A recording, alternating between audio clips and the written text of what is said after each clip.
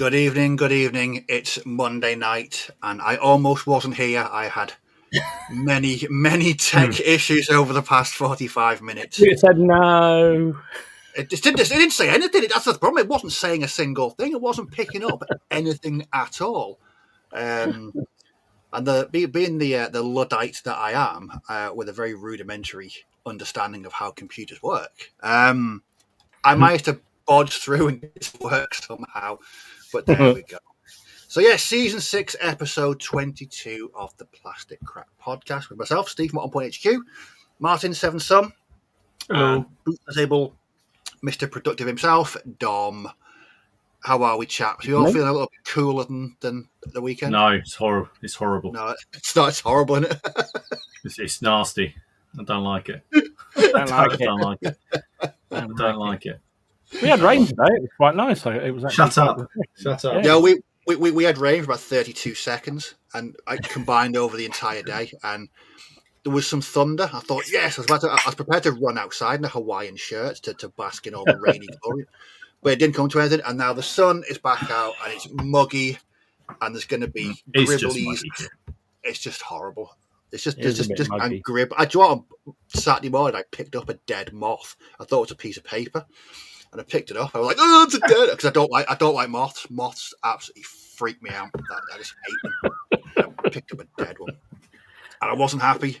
And it was like 11 a.m. and it was like 26 degrees, and I just wasn't in a very, very happy place. It was picking up dead insects just compounded the absolute misery. Man, your size and stature in the world, and you're scared of a moth. I love it. That's I'm scared of moths. I'm scared of hobby horses. I'm scared of heights. So yeah, very many things that do terrify. You're learning something every day. I know. Big thank you to everyone that's watching on the catch up. Always appreciate that. Don't forget to like, share, subscribe, links to channels and all that tomfoolery and malarkey down below. Just go and click on all the links and like it and share it and comment and all that. So tonight, episode 22 of this year, we're going to be talking about: do we keep, do we sell, do we give away? So this is going to be in two parts. So the first is, how do you deal with your collection? How do you deal with your stash? If anyone saw in the Facebook group today, I posted a photograph of what my desk looks like under here. It's it's total carnage. There's just stuff everywhere. I was expecting there to be a little door to Narnia or something there as well, somewhere. Like I said, I compared it to trapdoor. I was expecting Burke to walk past. Oh, great globins, but there's none of that.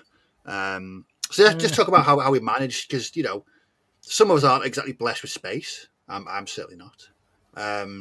Trust me, even if you got space, it's hard to manage it. It is. So do you keep everything like me? I mean, I do give the occasional thing away to my mate if what's been spared. But for the most part, I'm one of these people that I'll always think I'll find a use for that. Hence the deplorable situation under my desk. And the scary thing is you probably do, which is why you hold on to it for so long, isn't it? Because if you did you chuck it out. But the fact is that one time every so often where you go, I know where I'll use that thing for, and that's why you keep everything. Exactly. That specific left arm in that specific pose that would go well with that kit bash, you didn't throw it out. I also found a box of Quor as well, so that's even better. and then we're going to go to the theoretical part. This is terrifying. So, as you've been watching, I might drop out at that point. Sorry. Over the years, you know that we've worked on one or two projects each over the last few years. So, what we want people to do in the comments, one or two, is to tell us, out of all our projects, which would you like us to? I mean, this is all hypothetical. Nothing is going to happen. I've got to stress this completely. Nothing is going to happen with any of our projects.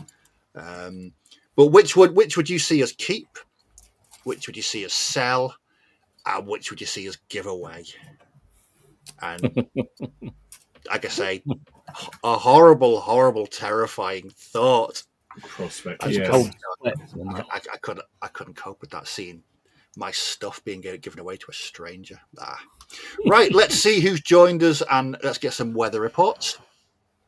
David Bacon's here. He is what's he working on? 15mm Macedonian elephants and oathmark dwarf. Very nice. Combination. That's a very odd combination, isn't it?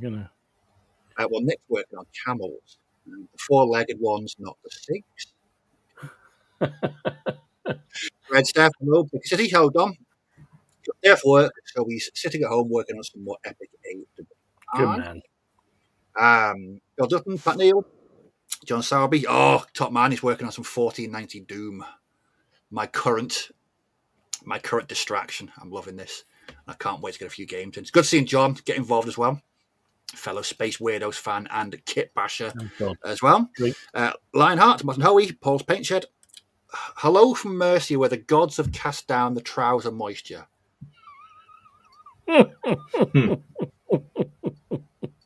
Paul, I've met you, and I'm never going to get that mental image out of my head ever again. Do you know, we should do a little book of Paul's anecdotes. Paul's weather reports. Yeah, just a little, keep a record of them all, because they are fantastic. Yeah, remember on the Fast Show, they used to have Jesse's diet. Yeah. This week, IRB emotionally. Yeah, with Paul, we could have Paul's weather updates. We need to get him. We need to get him a shed. Yeah. Paul, that conjures up things I don't think I want to know. 8 minutes past 8, and the tone is already in the gutter. 9999 Payden, Richard Hawes, Rich M, Mike Schubert, a cold Western Cape. It's been cold a couple of weeks down there. I know, it seems to be getting quite regular. Carl is working on 15mm 100 Years War. Joan of Arc game miniatures for use with several games and rules.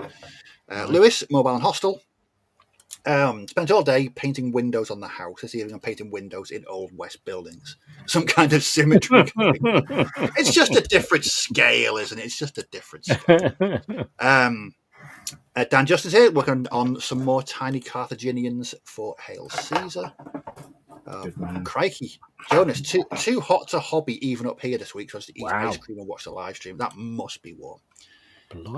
Seriously Wargaming, David Kerr, Wout Hendrickson, Lynn Havard, Dave Benton, Captain Aqua, Wargamer of Kent.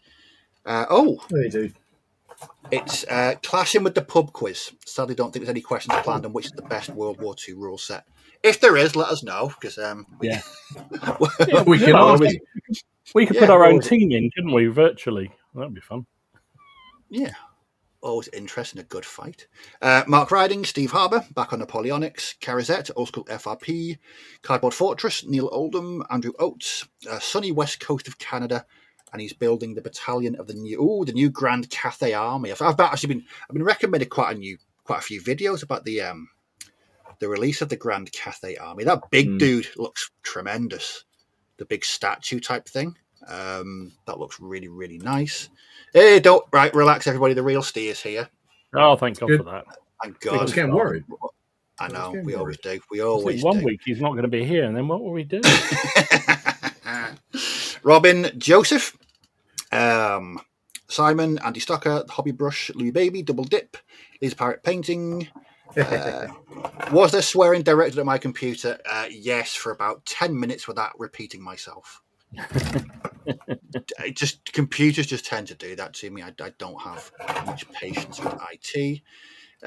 Robert Hobden, Landsketch 1525, hi from Idaho. Wargaming History, Carson Lambert, Yorkshire Dragoon, hey Tim, hope you're doing well, mate. Tyler Counts. He is painting a 3D printed model of Edward the Black Prince from the Medievalist. Oh, right, okay. Nice. Jack Todd, Shrink 7, Shay Sarah, Round Unique, taking a break from French drummers. That's to be a permanent break from painting French drummers. To paint Cities of Sigmar in a warm London. Dermot Connolly, Camberwell Johnny, Shigon Spurs up, James, at your up, mate. Dr. Oh No, rebasing my Tomb Kings for Old World. Ben Lowry from a steamy hot Tennessee. That sounds muggy. That sounds unpleasant. And Glenn from War Base is here. Ethan Gents from a drying out Perthshire. I take it got to get a bit of a soak in then. It sounds that way anyway. There we go. So here we are. Everyone's here. What we've been up to, chaps. Dom, let's start with you. Hang on. I'm just about to sneeze. Sorry about that. Right. What have I been up to?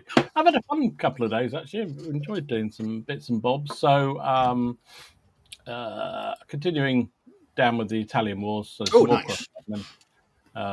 Just because I need lots of the buggers. So lots of them are being produced, which is kind of fun. But I also did some buckler men as well. So I kind of adapted them, converted them from Perry sets, War Games Atlantic sets, and what have you, just to get some. I like the red and white uniform on those chaps. Yeah, I'm stretching a theme, to be honest, Steve. I mean, they probably didn't have uniforms as such, but it just looks prettier if they're all. It looks nice. Yes. Yeah, exactly, and it sort of goes with the flag, so that was kind of fun. So yeah, that was good. But I moved on to do some of these mad buggers. So these are ace. Yeah, warrior monks, they're supposed to be. They are very caricature. I think they're Dixon miniatures, and they're just, I've forgotten how caricature they are. They're just great fun to do. So I got on with six done for a little unit, and I've got a load more to do, which I'll maybe get round to. But they were kind of fun. I did enjoy them, I must admit. They were a laugh to do. And it was a bit different from doing Italian Wars as usual. Oh, right. But I did also do a tank. Oh, nice. So that's the new 20 mil tabletop. Oh, the one from Tabletop Workshop, yeah. Yeah. Oh, is that a Matilda? Yeah, it is a Matilda. Matilda. There you go. Look at me. Look at me. You are so up on your stuff, aren't you? There you go. I knew that. So that's one of the 1/72 20 mil jobbies. Steve, I nearly had a meltdown, mate, doing a video on this because they sent it to me and said, "Did I want to review it?" And I said, "Yeah, of course I will." And there's bugger all instructions. I mean, I thought it was meant to be quite straightforward. Yeah, it should be, except there's a couple of components that they have. They don't even show you the side where it sticks to. So you've got it just like, you get these. It's like this piece, and there's an arrow pointing somewhere at the back of the tank, but they don't actually show you the back of the tank. I'm a frigging hopeless at anything like that at all. Well, so it's the vague arrow somewhere in this postcode over there, yeah? Exactly. Somewhere around here you put it, and, maybe that's right, maybe that's not. I don't know. More dating advice from Dom next week. I was about to say, yeah. I'm saying nothing. And then I did the lovely figure from the Landschnick's Death and Landschnick's book. So I thought I saw some people having an argument online about his livery. Oh, really? About the Warlord model. They've given him the white rose. And I was watching it, and I was getting really. I didn't comment on it because I have no idea. But I was getting quite involved, and then someone locked the comments. I was enjoying that. Are those Pete's flags? They are Pete's flags. Yeah. You can have them back at some point. So no, I mean, whether or not he had the same ones that the family had during the War of the Roses, I don't know. But sod it, they look good. So. Well, he's on. No, I think they are. He's in the front. In the front of the book, there's a picture of his flags.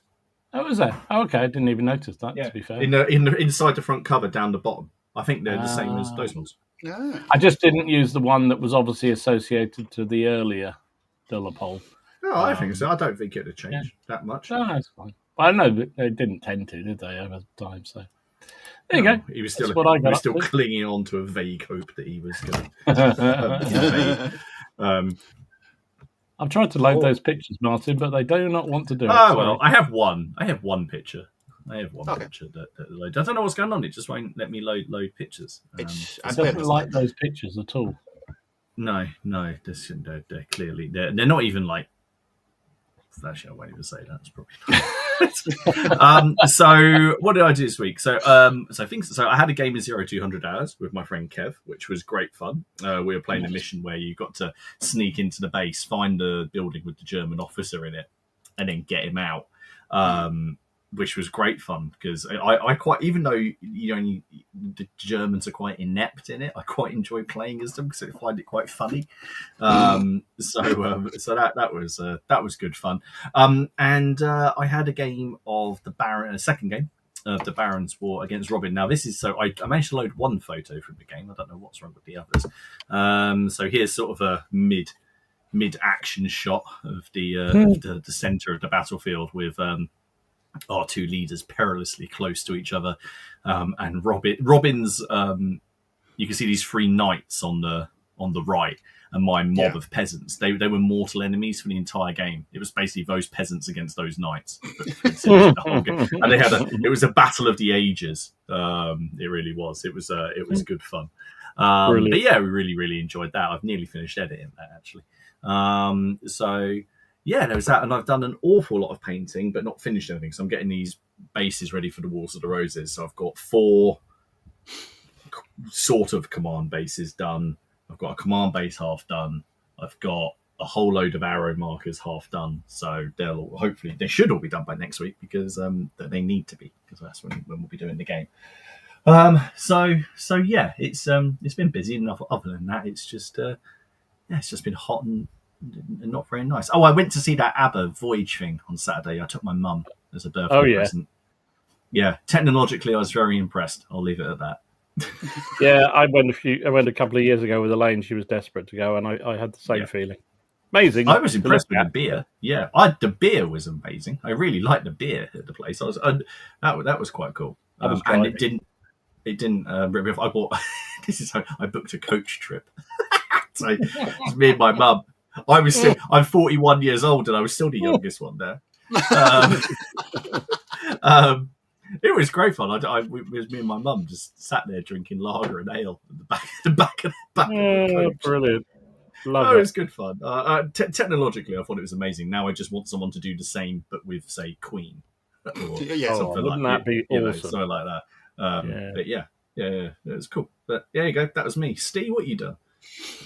Not much, because the weather last week was ghastly, and sitting under 2 lamps was distinctly unpleasant. Now you sit down with it the best intentions, and 25 minutes in, you're just wilting. So last week on the podcast, Peel may have noticed me just rummaging through quite a few boxes and snipping things and gluing things. I've been kit bashing for this game, 1490 Doom, and I've finished my first. They're called a Doom Company. So this is a fighter, a brute, and a scout. Are they the ones you did last week? Yeah. Yes. Yeah, they're cool. I really like how well the Necromunda head on the left went. That is a Necromunda head, isn't it? It is. Yes, it's from the Cawdor box. And it actually, because that's a Frostgrave cultist body. Yeah. And it just fit into the notch on the neck really well. No filler required. And that's a Wars of the Roses halberd, I think. Possibly, I can't remember which box. All my Perry sprues always just seem to get intertwined. Like I never know which is from what. The chap in the middle is a Cawdor body. The arms are from the cultist box. I had to build him up some arms using Milliput, and the head is from the cultist box as well. And the scout is cultist, War Games Atlantic, Knight's head, and the crossbow, I think, is from the Perry's mercenary box. Probably. But yeah, really enjoyable. And that's it. That's one side. That's a Doom Company. Just those 3 blokes. How am I to paint them up in that ghastly weather is quite beyond. Oh, there's a moth. Good.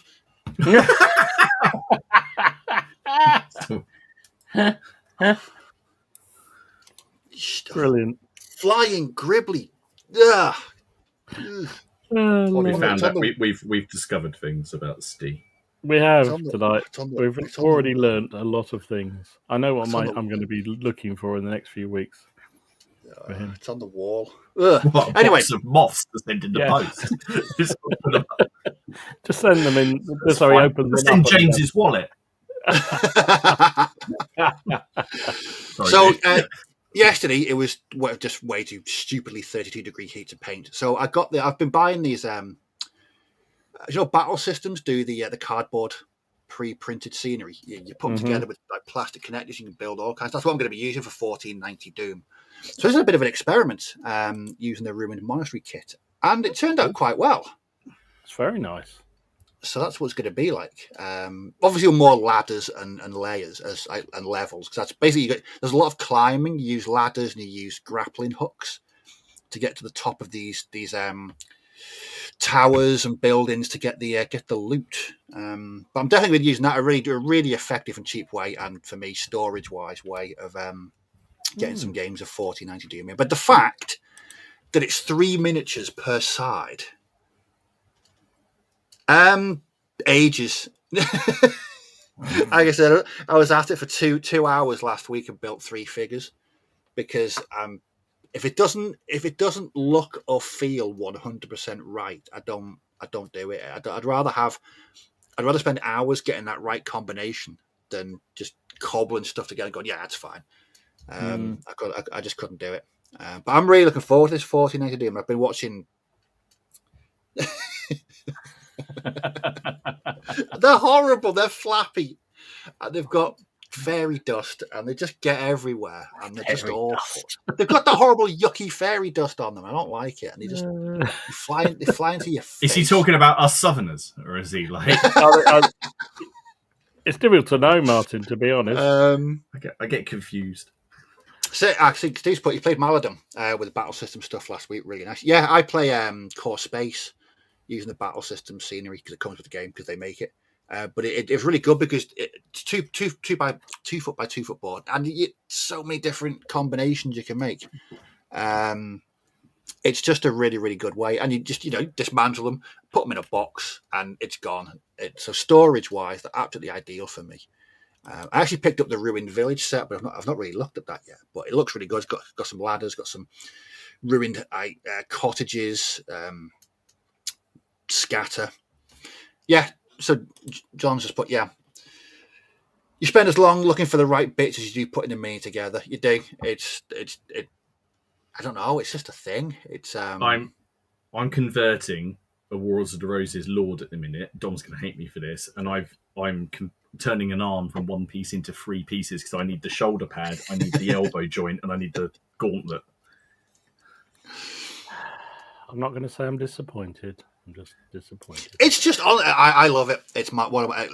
Do you start with a vague idea? I mean, I think we talked about this before, and I can't remember the answer you said. But I mean, do you have a vague idea about what part will go with another one, or is it literally just you are dry fitting, so to speak, each one? Well, the guy there on the left, the fighter, the guy with the halberd, he was initially meant to be an assassin, and I was trying to work out a way of giving him sort of like 2 ninja-looking swords or 2 daggers or something. Yeah. But then I saw that halberd on a sprue. I thought, you know what, that might work. And when I put it together, it fit perfectly. There was no putty required, nothing. It fit, and I was like, it's just a great pose. It's just a really, really good pose. But the guy in the middle, the brute, I wanted him to look like that. So he's a lot bigger than the other ones, and he's got a whacking great mace thing to bash people's heads in with. I've actually built another Doom company. Actually, I've built another fighter combining Perry arms and a head and a Frostgrave cultist body. This one, this is a scavenger. It's a Frostgrave cultist body and a World War I German gas mask head with Perry arms and Stargrave pouches. It's just great fun. It's just great fun. And that probably explains why my desk under there looks like the way it does, because I need all the boxes. I've said the little bit of kick bashing I've done, I have actually quite enjoyed it, but it's not really to the same degree you do, or sounds like Martin's doing. But I do quite enjoy. As I've been fiddling around with the Perrys and the War Games Atlantic. That's why I thought I'd get quick there. I knew you'd come in there. God, blimey. I haven't been fiddling around with the Perrys at all. The PCP is proudly sponsored by Kenneth Williams. Yeah. For now. So yeah, I quite enjoyed doing that kind of stuff. But I don't know. I suppose because most of what I'm doing is fairly historical in nature, so I don't really need to do that much. No. Stuff, but That's why. It is. I can see the attraction, I must admit. Not to do multi-part bloody feet, though, or arms. Jeez. It's because I need.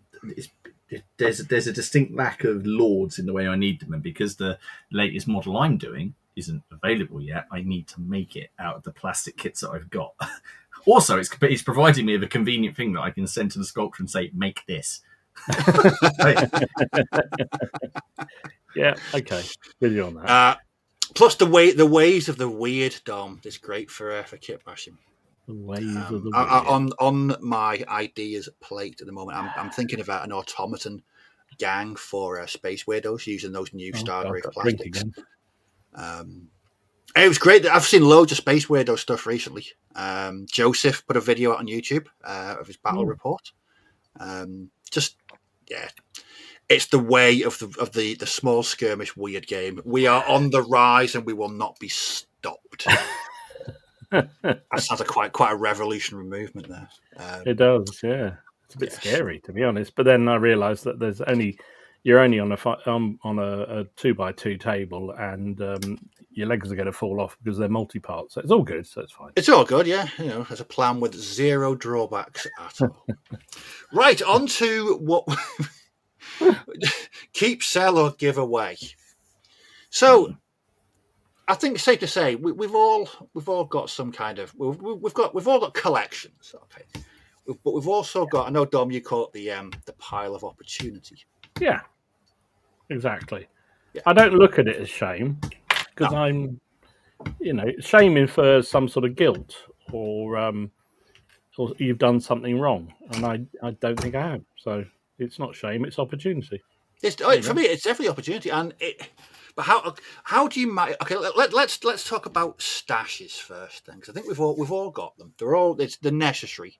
I think we all need them because some people in the group chat today, it sounds like some of it's their entire retirement investment fund. It does. Some people take up golf. Some people take up fly fishing, and some people are going to paint miniatures, which isn't a bad option, to be fair. Really. Yeah. So, with you, do you ever have a cull of your stash? Me? Yes, I do occasionally, but it's not so much a cull in the sense of getting rid of a huge amount of stuff. I do from time to time. I have to say I have got to the point sometimes with the project where I just think, no, I'm just not going to do that, and I've sold it. But I haven't done it. I don't do that often because I'm lucky I've got the space, so I can store lots of stuff, which is a blessing and a curse in its own right.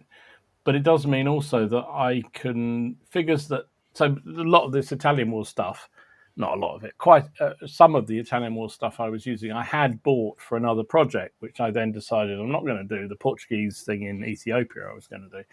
And I thought, you know what? No, I'm not going to go with that. But I can repurpose the figures for that. So no wastage. But also, funny enough, this week I finished off another recycling project. So I don't know whether you saw that I did those couple of videos of recycling some old 15 mils. Oh, yeah. Dusting them down. So I started on some 28 mils a couple of weeks ago. So that's what's come out of it. Crikey. And it's kind of really satisfying because it's like you've got a whole new army. But all of these figures I'd had for 10, 15, maybe even 20 years. And all they needed was a bit of dusting down, rebasing, and a bit of touch-up work around the edges, and then sort of organising better. So actually, I originally, there's a separate video coming on this, but if anyone's interested, but what I wanted originally to do was find troops that I could use for the Italian Wars that were in this collection that I had for WAB back in the day, and it transpires I've actually got figures there that I'm now going to be moving into the Italian Wars, some in the War of the Roses, and some into the Baron Wars, Normans in Sicily kind of projects. So it's that to me is kind of typical of what I do with a collection, because they never go off. if they're painted reasonably well and stored reasonably well, they're a bit dusty, some of those figures, and some of the 15 mils certainly were. So dust them down literally in some cases, tart them up a bit, rebase them, and they're good to go. So I kind of genuinely don't like getting rid of figures, because I do find the number of times that even really, really old scraggy figures, you can recycle them and reuse them again. And, as I say, I'm lucky because I got the space. Thank you. Yeah, very pleased with that, actually. It was actually, when I laid it all out, I thought, bloody hell, that's a proper force there I've got. And it was in about 3 different boxes, very badly based up and what have you. Some of the painting was, actually, it wasn't too bad. A couple of the nights were a bit wobbly.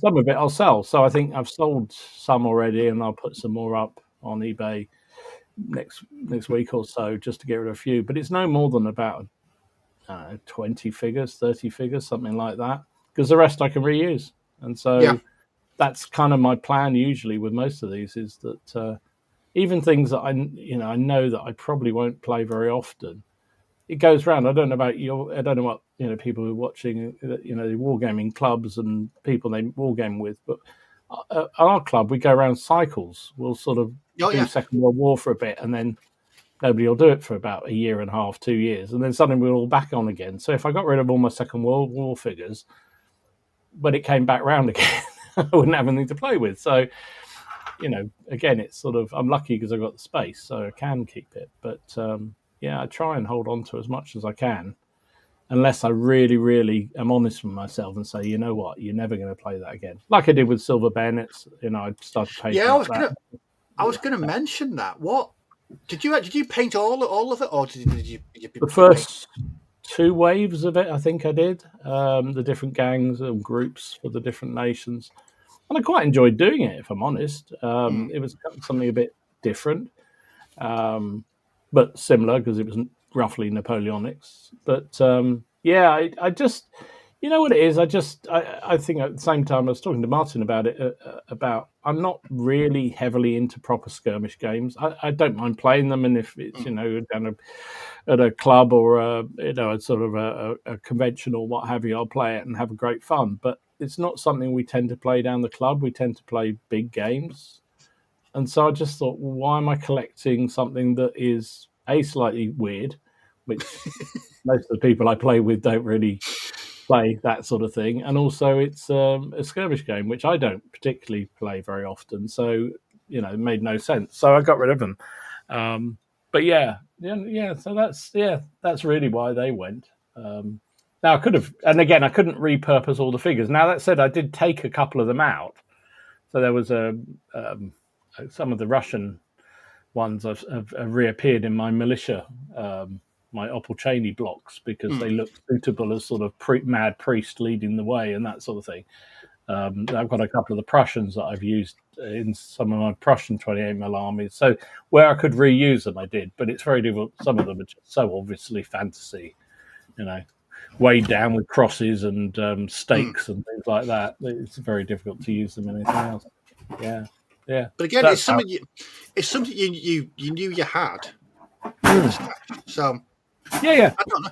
I mean, for me, it's like the was it last year? No, when I started, got into one-page rules, and I've got 2 fairly sizable armies for one-page rules. And the only thing I had to buy, I spent £8 on some new 32mm bases for the Space Marines. Everything else was all in the stash that I'd painted. Over a decade ago. And that's really satisfying, isn't it? Because you just know, right, I've got everything I need. I can play the game now. As people know, I'm driven by the game. So if I'm playing a game, I don't want to wait for 6 months to paint an army up. So if I've already got it there, then that's a bonus for me. No, I knew I had those armies. They were stuffed in several boxes. I've got to paint them sort of starting about 2008, between 2008 and 2013, and I never did anything with them. And I stuck them all away. And I just thought, I'll never play them again. One-page rules where the lists are geared towards using your old workshop figures. Yeah. 2 armies just purely out of what I had in the stash. So Yeah, that's quite tough with that. What about you, Martin? Do you ever cull your pile of opportunity? Well, I was actually looking at my pile of opportunity, and mine, I culled mine quite significantly when we moved house.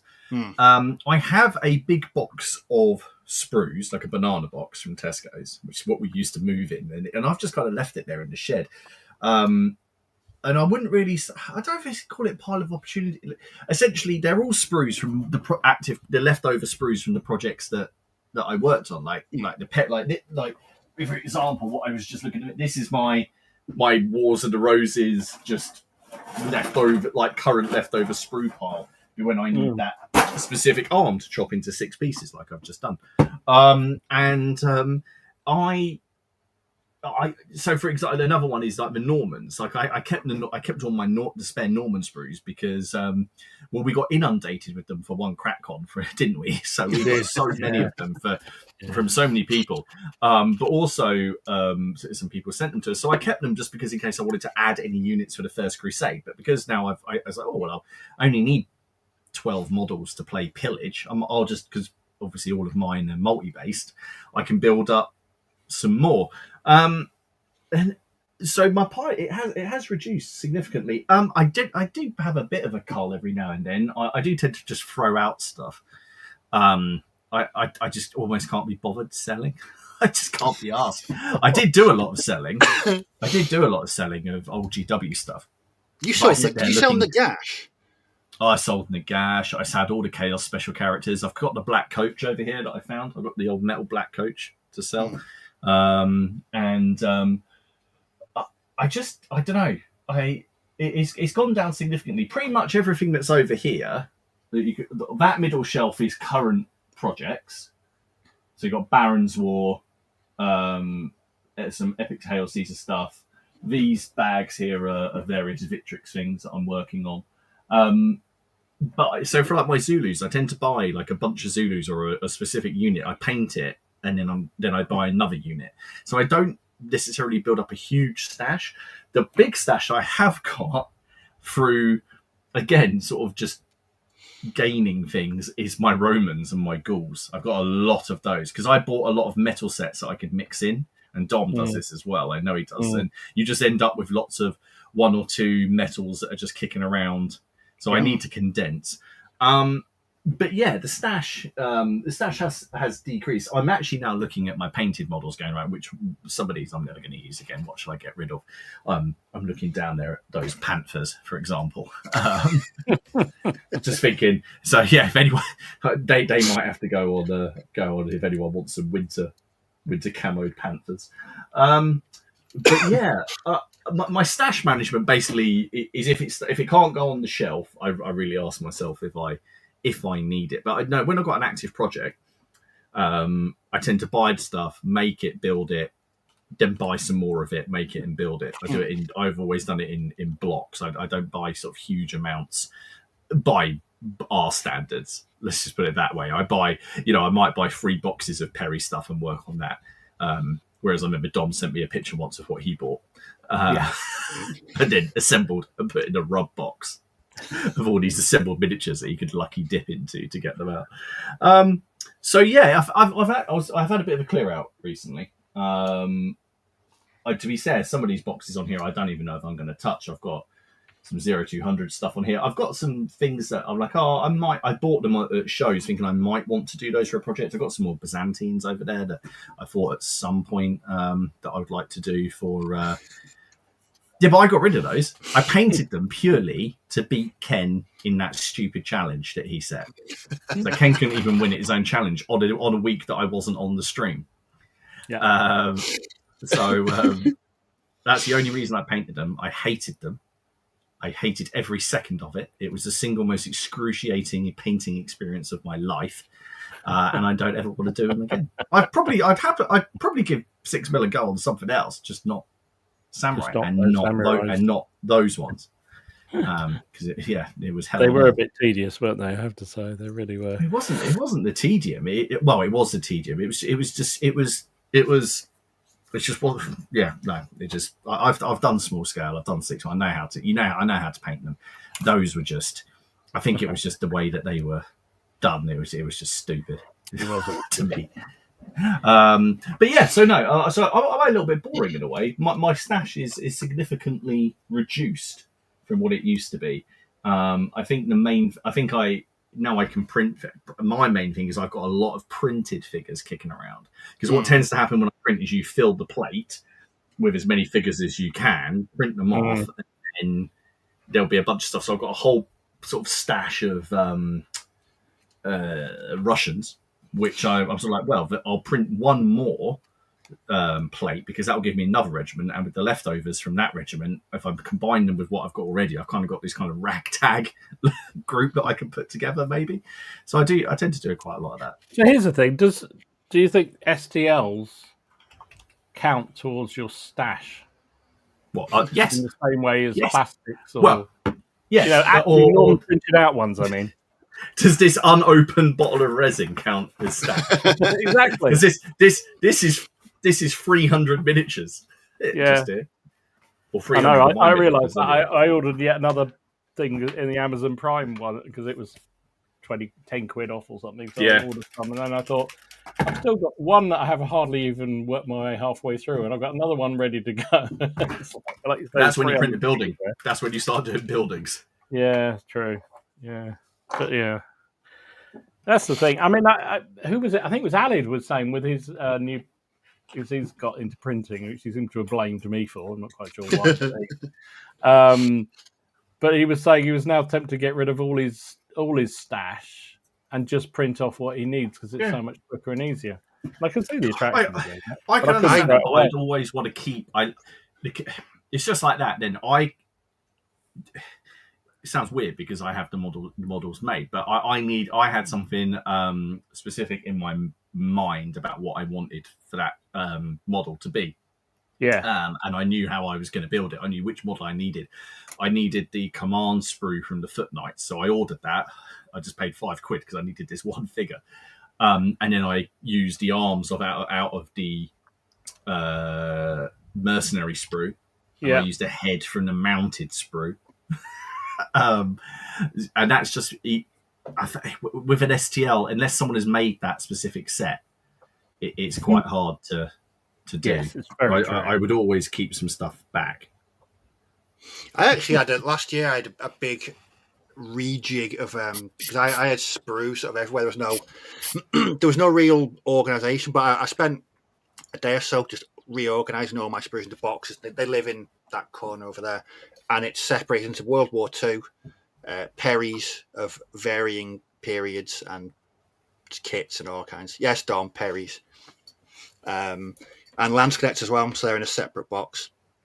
And I feel a bit more. Holy smoke! 10 bottles. That's How dedication. Much printing do you do? Jesus! Wow. That's dedication. Dedication to 3D printing there. But actually, with my stash, I don't think, like I said earlier, I'm always of the opinion that I'll always regret if I got rid of anything, because I think, I could have used that.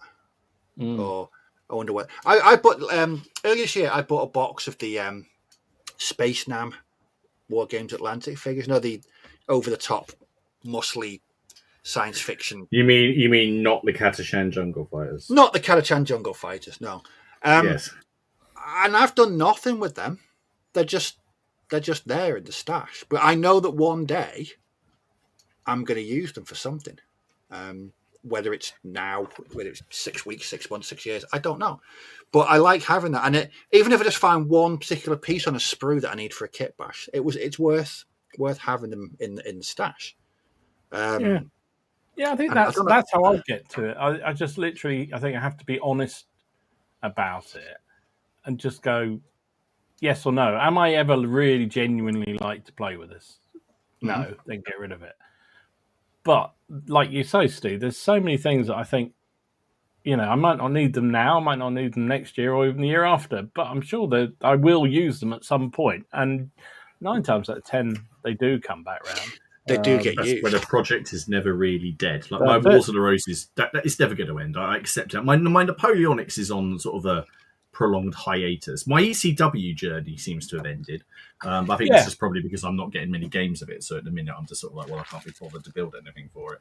My Crusades has reached a sensible stopping point, but I still things I want to do. But that mainly is now around adding siege engines and stuff. So, I think there's a difference, isn't it, between buying stuff for the sake of buying it and then buying it because at some point you will use it. Exactly. No, that just reminds me of something. Me and my mates sometimes laugh because on the Rubicon Facebook group, now if you try and buy Rubicon in the UK, sometimes there's issues. They're out of stock because they're made overseas, and they'll put a thing out. The website has been freshly stocked, and you can guarantee within 7 days there'll be a photograph on the group. Oh, I picked up 12 Panzer IIIs. Congratulations, you got 12 Panzer IIIs. What are you going to do with them? And it's just a cardboard box full of 12 Panzer IIIs. That for me, that's different to having a stash. Because I agree. I don't know what I'm going to do. I don't know what that is. It's almost like I don't know. It's like the old toilet rolls during the COVID epidemic. It's just like buying them, even though your entire garage is full of bloody toilet rolls because they were suddenly get hold of them. It's a bizarre thing. It's very much human nature, though, I think, isn't it? No, it is. For some people, it's just to stockpile stuff. It's like, it's running. It's like, when some of those companies were going, were like, what were they? A couple of the companies were basically the guys were retiring and moving on. And Aventine. Aventine and Front Rank did it as well. And suddenly everyone went in full meltdown of buying as much as they kept saying, they are coming back. It's just, it's like, but everyone goes into panic mode. It's a very bizarre thing. We've talked about this before, and I don't know if I'm in a subset of like strange wargamers, although we're all a bit strange. I don't get this FOMO, fear of me. We used to talk about this with Ken. Ken massively suffers from FOMO, fear of missing out, and I've never had that. I don't know why. I think I've just always been if I can't get it, I'll just go without. I'm in the fortunate position that I've got space, a bit like Dom. Not quite as much space as Dom, but I have enough. I'm running out. Around yours, tell me yours. And then so I'm quite lucky that I can just pretty much just get miniatures and not run out of room. Although if you go to my shed, there's one wall which is dedicated to scenery. I probably need to go through my scenery stash actually and get rid of stuff because I've got old stuff in there that really I could just get rid of now. It's pretty tatty, and I don't use it anymore. But I always sit there. I'm like, I could always use this tree again. So I'm never going to use this tree again. Get rid of the tree. It's weird when you talk about fear of missing out. In the wargaming hobby, I haven't ever really suffered from FOMO. But the only time I've ever had FOMO is with video games. When you could only get the physical copies. No, God, I go back in day we go get physical copies. Back in the day. So sort of early 2000s. So if the new GTA game or the new Pro Evolution Soccer game came out, I used to book the afternoon off work because there was a game store not far from where I used to work, and so I'd book the afternoon off, and I'd go there straight away and sort of get my copy because I was terrified.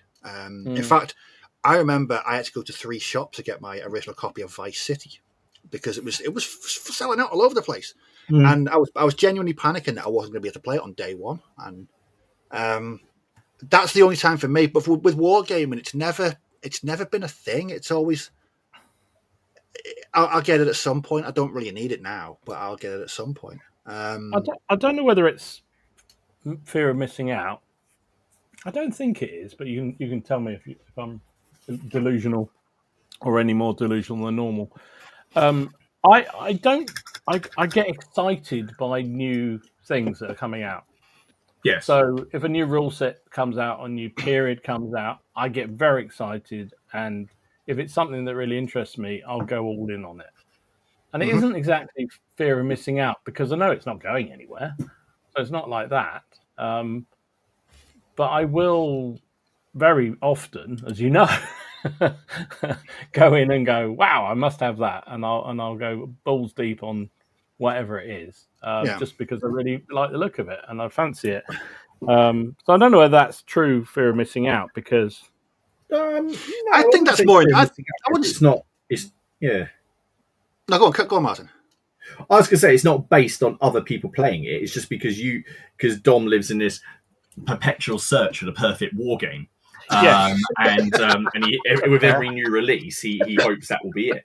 And 9 times out of 10, it's not. And I rely on you doing that, because I rely on you telling me whether or not anything is good. So. But actually, I wouldn't say that's FOMO. I think that's just more your approach of the hobby. Yeah, maybe. I mean, I've mentioned it before. Also, I think a lot of it is because when I was younger, I couldn't afford to buy lots and lots of stuff. I didn't have the space. I didn't have the money. And so it's only more recently where I've been able to. And there's that degree of, when it's like when you, not that I was deprived in any way, but when you feel like you're deprived of anything, you tend to go a bit crazy when you then have the opportunity to get hold of it. And I think that's partly that for me. Just like, wow, I've got all this space. I've got tables. I've got people I can play with. Love this period, and I'll go and buy it. And then I realised, hang on, you've only got one game a week, and you've suddenly got 20 projects on the go. And so anyway, that's definitely. So I know I've mentioned it before, but your Bruce's Island project. Like you watched one video, you, didn't it? Well, no, it was just when you did that video, and you had trays and upon tray of figures just everywhere, and I was like, that's how you get into a project. That's not FOMO. That's I'm really interested. That's my approach to most of these projects, if I'm honest. I mean, I may not show it all off, but it's like the Italian wars. There's a part of things there that all ready to be assembled and painted at some point. It'll probably take me quite a while to get through them. But then just behind that is another pile of samurai stuff, because I want to do samurai wars. So, that's just the way I am. And so, and particularly if I see a bargain, I'll be all over it like a cheap suit. It's I can't help it. I think the only need it. I think the only time I've ever really bought a load of stuff at the same time, and I don't think I even ended up playing it. Remember the old Star Wars game, Imperial Assault? Mm-hmm. Yeah. So would have been about 2014, 2015. I saw that and I was like, I like this. And I bought the box, so the core game, and I bought about 6 expansion sets at the same time. And then I didn't like it. I didn't like the figures. They were a bit bendy. They were proper board game figures. They weren't miniatures. No, they weren't miniatures. No. And so that, for me, that was an idiotic thing to do, because I had no real plans for it. But my copy of Imperial Assault, it's in mint. I painted some of the figures, but the actual board game is in absolute mint condition. I think some of it's not even ever been opened. Again, that for me was a sort of a warning as to, when things come out, do take it easy. Don't go all in like that. But again, it's not really a fear of missing out. It's just stupidity on my part. I have learnt more to wait a bit and see what the game system is like a bit. Yes. Before some you just know are going to be right. Like, for all their faults, the Warlord stuff, I know what it's going to play like. I like the system. I like the way the rules generally play. So 9 times out of 10, there isn't that much of a risk for me to go all in on those. But if it's something else, I'm more inclined to wait a bit now and just see what people think, and just get a clue. Because I'm not into skirmishy type. So I mentioned it before once on the stream. I bought the rules for the V for Victory thing, because I kind of like the concept, and I do really want to play some more Second World War. But when I actually saw gameplay of it, I thought, no. And I sold them. I'd never had a game, but I sold them straight away. But yeah, I don't know. I'm trying to be a bit more sort of careful about things. Like I waited for Martin's stuff on the Victrix rules and also the Baron Wars, other people's. You'll like the new game. The new game that should be out in the next couple of days, because we correct a lot of the mistakes we made in the first one. It's a lot smooth. It's a lot smoother. And I say there's a lot of back and forth. It was a lot of fun. It's really That's not because the first game wasn't fun, but as I said, to me, it had a much steeper learning curve than I was expecting. And this time I was ready for it. And I knew I was like, right, okay, I'm not going to charge my lord down the slope and go, what's that? What, wounds? All of us only have one? Oh, okay. Oh, he's dead. Oh, he's dead. Yes. No. Okay, so this time it is a lot more right. So, close order, sensible lines of attack. Don't block your archers. Inverted commas, proper war game rather than a pure up, just let's go kill each other kind of. Yes, it is. There's a lot more, which actually appeals to me a lot. So I'm quite looking forward to having a hopefully game.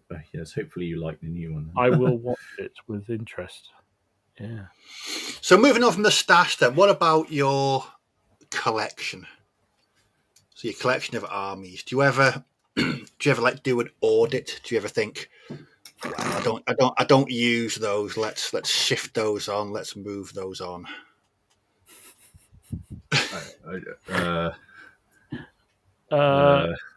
No. But I did some time ago. I think Alec down the club, he did a video about how many Napoleonics he had some time ago, a few years ago now, and I thought, right, I've got loads. That's actually quite interesting, and as you say, it's a way of documenting what you have. So I kind of started to do a video of all my collection. The trouble is, I was still building it at the time and adding to it. So when I thought it was finished, they just carried on growing. I like the idea of doing. I actually genuinely would like to know how many figures I have, but the thought of going through all the boxes, counting them all, registering them somewhere, I probably should do for insurance or whatever, as my daughter would say, when you snuff it, I need to know what to sell it. All that kind of stuff. So I probably should do it just for that. But just the thought of it, no. Dom, I think if you removed all your figures from your dungeon there, I think your garden would raise by about 4 feet. It probably would, mate. Yeah, it probably would. Well, as I said many times, when I do go, I want to have one of those Viking pyres and set fire to it all. I mean, obviously, we'd have to clear the immediate area because the toxicity of resin and plastic and metal going up would be quite horrendous. But yeah, that's the way. No, Steph, I'm not moving. That was one of the reasons I couldn't move. No.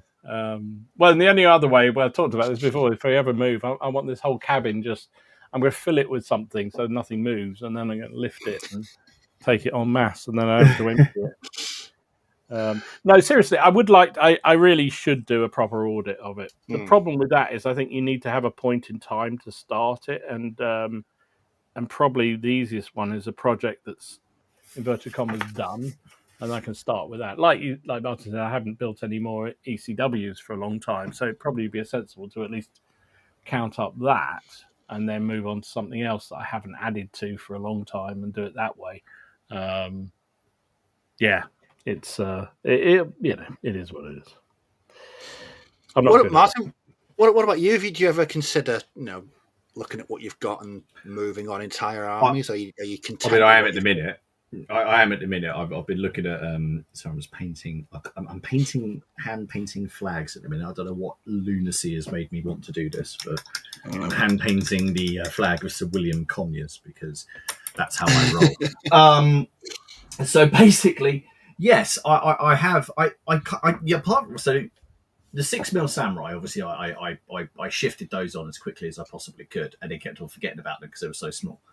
I would do it. I haven't shifted a whole one for quite a while. The biggest one I did was my Bretonian army, which I did get quite a pretty penny for because it was before the old world re-release.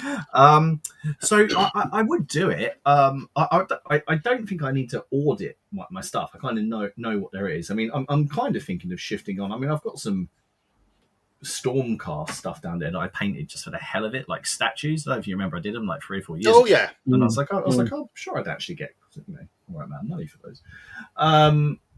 I look at my Star Wars Legion stuff quite a lot and think, so I get that because I've got 2 completely painted armies but I don't know what that would shift for. And then I look at the tanks that I've got and they fill me with hatred. And I want to pass this. I'm looking right now. I can see 3 Shermans, 3 Bren carriers, 2 Panthers, whatever that is. And I don't even know what that is. What is that? What is that? Oh, it's an SAS Jeep. So it's not even a tank. It's just an SAS Jeep. So I am open to it. I would shift them on. At the moment, I'm in that sort of deciding phase. I'll consider it, and then we'll see how things go. I'd rather give them to someone, or if I give them to my friends, it's usually to people who I know might get use out of it, and then I'll get to play with them again anyway. Rather than doing what Ken does and just taking them down to the bring and buy, because I have probably, no offense to Ken, actually no maximum offense to Ken, I've probably put a little bit more effort into them than into the dynamic basic, the research, the base, and it is a lot. Whereas so my World War II stuff I haven't cared about. That's not based on it. I've done 0 research, which I'm sure someone will tell me. I've done 0 research on those. And I don't particularly have any kind of attachment to them. My ECW stuff I have got some attachment to because I did do a fair amount of research and quite a lot of modelling on them to try and get them to look the way that I wanted. The First Crusade that would be a hard one, and the Wars of the Roses is just that's just obviously that's there to stay too much. So yeah, I wouldn't say I audit them, but maybe I should. I don't know. You're scary. What about you? I don't think I could. I mean, most of my armies are bolt action anyway. But I've got things like my Lancenets, Zulus. Got smaller scale stuff, so I've got quite sizable 15mm German and British armies. So I've got Blood Bowl teams. I've got my turn at 28 stuff. There's just so much. I just don't think, knowing how much time I've put into it, and it's something that I've created. It's and that's why I love kit bashing, because they're mine. They're unique figures to me, and I don't want anyone else to have them. You also worry about how much you're going to. I don't mean purely in a financial. Well, it is financial, but I don't mean it as in money grabbing. But do you also worry about, you could sell. I've sold figures before now where I think they're quite well painted and they go for peanuts, and I just think, that was almost like, I know I'm never going to use them, but it still feels a bit of a downer. And if I'd spent as much time as you guys have on personalizing figures and getting them right, and then you put them up on eBay or you sell them on Facebook, whatever, and they go for basically the lead price, that would be really tough to take, wouldn't it? You'd have to kind of make peace with it. I sold, do you remember that? So I did a Prussian Landwehr regiment and how to paint them video, because I had this mistaken idea I was going to do them, and I never did. So I sold that whole painted unit, and as part of the description, I just linked the video going like, here's him, you're going to see how they were done. I got more for 5 plastic skeleton horsemen from GW from the late 90s than I did for that whole based painted unit. Yeah. So do you really wish you sort of held on to it in a way because of that? Partly, but then for what?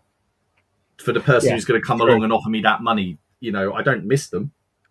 No. If they're stuff that you created or you painted purely for a video, or you've got the video, like, it depends how much you'll use it. You're you're using them. It's like these Panthers that I'm looking at. They've got all sorts of filter effects on them. I've done all the snow and the camo, and they're not badly painted. But I'm just not going to use them. I just don't. I just have no use for them. And I'm sure that there's people out there I know who play World War II. I saw those people who tagged me in that bolt action thing today. By the way, thank you for that. It's not going to happen. And I'm sure, but that someone might get better use out of them. It would be quite nice one day to see them and like some photos of them in there. So I just think just get rid of them and someone actually has a chance to use them, because they've been used in 2 games. Probably not going to be playing that game again. I might do, but on balance, probably not. I don't know. Meh. When am I going to be fielding 2 Panthers and 3 Shermans? It's an interesting one. This has actually happened to me. Has anyone ever seen one of your videos and then contacted you to try and buy one of your armies? I had someone do it for a specific. I had someone do it for a specific thing. My Warwick command base. I got offered £500 for my Warwick command base. Bloody hell! Yeah, but I said I was very. I'll send you the message. It was a very flattering message. It was very nice. But I basically said, I don't think I would be able to make this again to the standard that I've done it, and repaint all his livery with his 18 quarterings, and I managed to do his eyes through his visor. I don't think I'd be able to do it again. If it was like, do you remember I converted that model and you said you liked it, so I converted another one the same. He was cleaning his sword. If I knew if it was like that, I would say yes, but I just don't think I'll be able to paint it. There were about 4 different manufacturers on that base. There was Steel Fist, there was Perry, there was Front Rank, there was My Miniature. I just don't think I'll be able to do it again. If someone got in touch with me and said, I've seen your ECW and I've got this amount of money, if it was a realistic figure, then I would consider it. If it wasn't roses, it would just, I wouldn't consider it. No, because I am. No figures were, monetary figures were ever discussed, but it was after I did the showcase, my Polish Airborne. Mm-hmm. Oh, cool. And a dude got in contact and he said, "Are you selling this?" I was like, "No, I'm not selling it." And a couple of months later, they left another comment said, "If you ever decide to sell this army, please let me know because I want to buy it." It is nice that your people do see very what you're flattering, isn't it? Yeah. Deserved as well. I mean, both of them were beautiful figures. The army that you had and Martin's commander are amazing.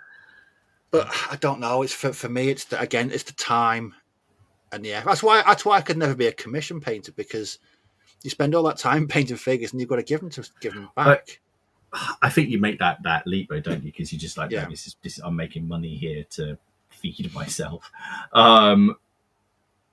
That's the difference, isn't it? It depends how much you love the project. Are you building the project because you just want to have a game, or are you building a project because it's a passion project, or you're trying to aim? It's like these command bases, like these bases I'm doing at the moment are for a specific battle depicting specific people. I've done all the research, so I would find these a lot harder getting rid of these than I would. He says, looking around, my clone army, Yeah. I could never. I've got 3 Turnip 28 regiments, and I could never, ever part with them at all, because I had so much fun and enjoyment of making some truly weird miniatures. I mean that snail. The snail is but that's because of the investment. You've invested so much of your own deeply disturbed personality. Or the cart with all the crap and the skulls and the arms. And I want you to do a giant moth next. Stop it! Man. Like a whole army, like a whole regiment, like flying moths. I wonder if you can get a giant moth STO. I love it. Don't. Fantastic. Don't. It's like, one of my favourite films is Silence of the Lambs, right? But sitting through those scenes where they're flapping around his house, just the thought, no, just gives me the absolute creeps. No. heebie-jeebies.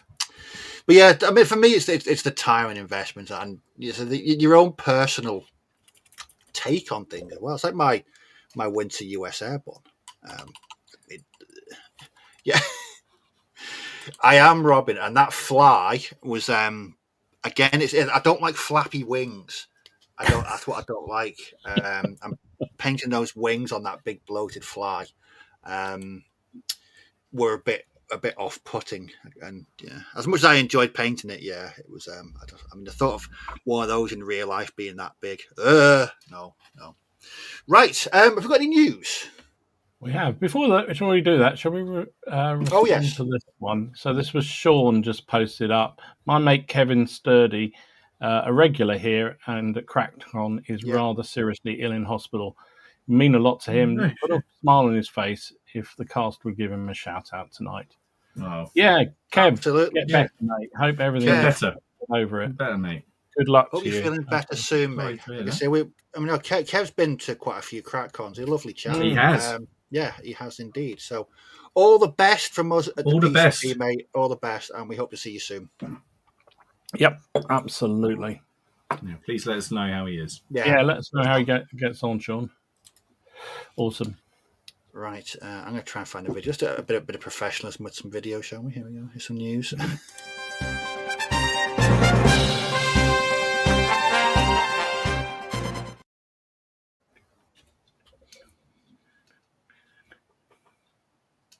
You enjoying yourself there, Dom? I love that soundtrack. My day. Shall I start? Yeah, well, it only uploaded. That was like Officer Crabtree from a lower low. It only uploaded 2 of my photos, so you might as well crack on. All right, okay. I'll upload me. Just actually about an hour before we came on, I think Bloody Miniatures announced their number 11 wave of figures. So he's moved away from English Civil War to doing basically the Gunpowder Plot is basically the period of. Yeah, but that's awesome. I love the idea, but the idea because they would be useful again for so many. Things, and obviously it's not that far removed that you wouldn't be able to use them in other things. Although what a cool concept, and I know you've got the the next one you've got coming up, I think. So there's a conspiracy. They're just amazing. I mean, so much facial hair as well, so you've got to love them, really, haven't you? I mean, just my favourite are those the chap on the left. There's I'm gonna go back to that one there on the left. Yeah. Yes. But what a scenario! I mean, obviously, I don't want to make light of it, but like you got the whole sort of hunt for the conspirators, and understand that. And go on, do the next one. No, it's not that one. The next one. That one. Look at those. No, the next one. You want the doggies? Yeah. Because they're bloodhounds. It's awesome. Just absolutely amazing. They are. I've got to get back in touch with him. There is there's one more. I just need to remember which one it is. So there is this one, which is the Titans of the Age. Now, hang on, I did write this down, but I can't find my piece of paper. But he tells you which ones are which. Where's it gone? Oh, I can't find it. Anyway, there are King James and King John, I think, and various other personality figures. John? Not King John. Wrong one. Anyway, whatever. Lots of Titans of the Age. They're basic characters from the period. Yeah. I can't find I know we're not into... We take this out of button counting, right? But... Yeah, getting the wrong king. If he turns up there with Magna Carta, I think we've got some problems. Jesus. All right, so there you go. Awesome, as usual. I mean, absolutely amazing figures. Beautiful stuff. So that's that. Also, our favourite, Martin, Parabellum. Yes, I saw that. New Overlords range that they're working on. So... they're 3D printed, filament 3D printed, very, very reasonable. They do them in different scales, 15, 20, 28, and 32 mil, I believe. And apparently, I was talking to Amy there, and she said they're working on a whole sort of Second World War Normandy range. Yeah. So yeah, I mean, I love that church, but there's some I kind of want them to remove this some blatant 20th century stuff on it that I want them to get rid of, and then I'll buy it. There is a really nice church as well. They do, which is more medieval. Reminder: if you want to use my code, Boots on the Table 10, you get 10% off anything you buy. If you want to use my... Oh, we're doing this, are we? Right, hang on. There you go. That's mine. I've said it now. You can't say it now. I can say it. I can say it. We're on Steve's channel. What's your code? Also, Battlefront have announced they've got some new 15mm figures coming out. So these are Indian Second World War medium machine gun squads, which are really nice indeed. I had a Flames of War Sikh army back in 2004. I painted it in an entire weekend using Magic Wash.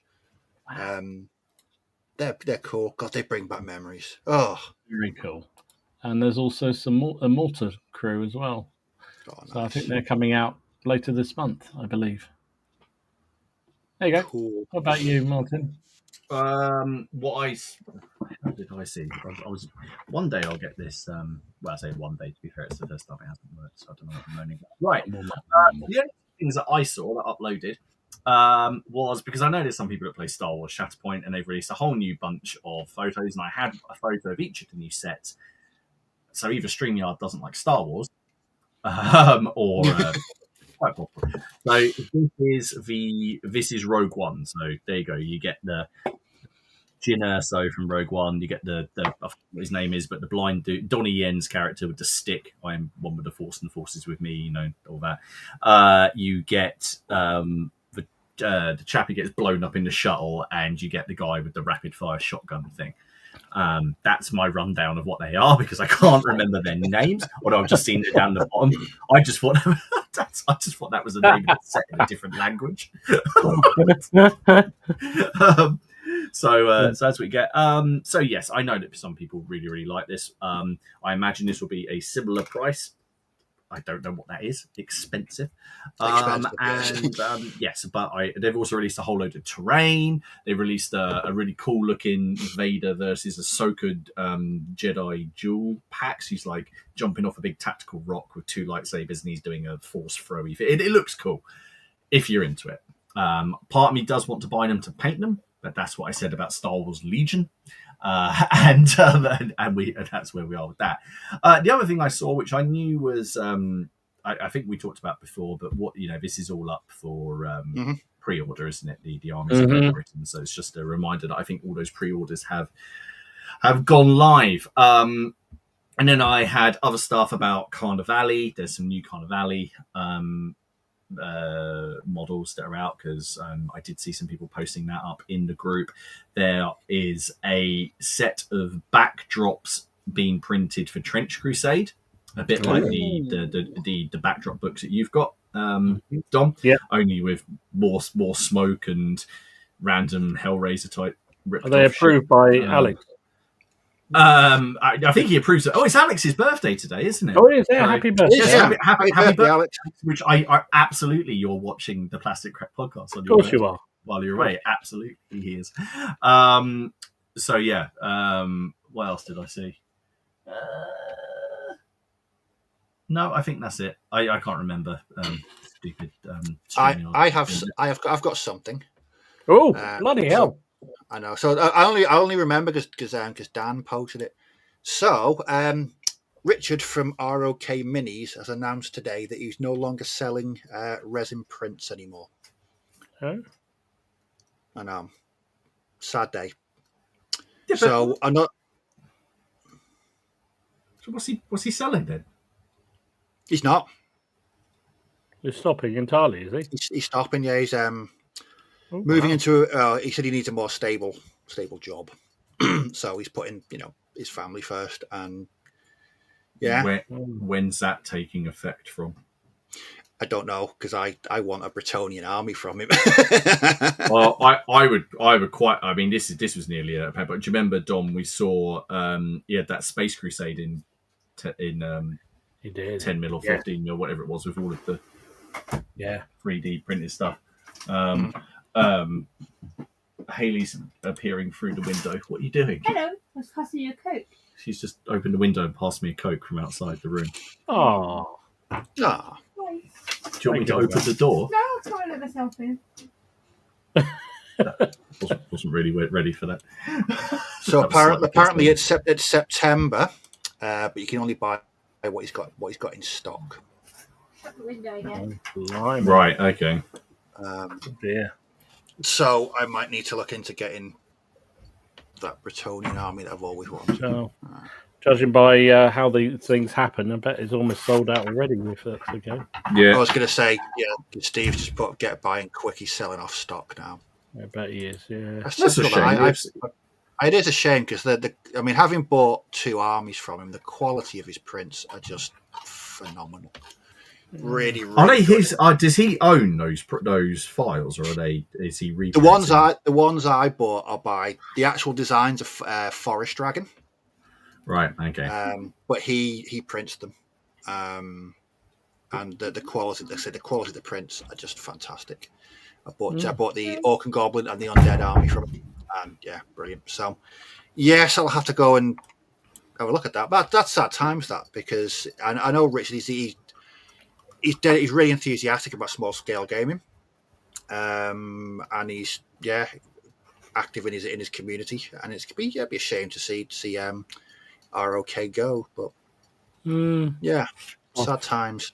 Hard to make a living with the hobby unless you've got a lot of other, and then the time suck on things like if you are trying to do a normal job as well. Yeah, phenomenal. So really. As I said, I mean, I think we've said it before. It's a massive, massive step, and it must be terrifying though to try and run your passion as a